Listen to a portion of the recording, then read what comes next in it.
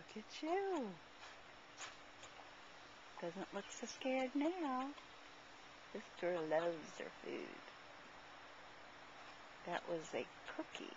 Up there. Oh, she loves those. I guess she likes dog food better. She's got canned food in there. What a girl. What a girl.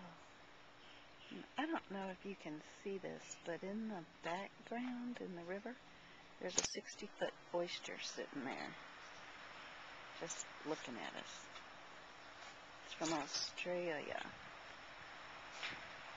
Aster doesn't really care about it.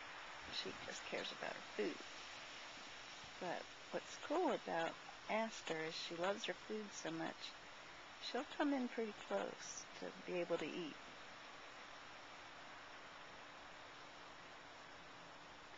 Now what's interesting is last night when we put her in here, I put a container, a Tupperware container full of steak. She didn't touch it all night long. She ran in circles, pacing, pacing, pacing. She hasn't finished, but she's checking some noises out, I think. Let's see, what is she doing? Yeah, listening.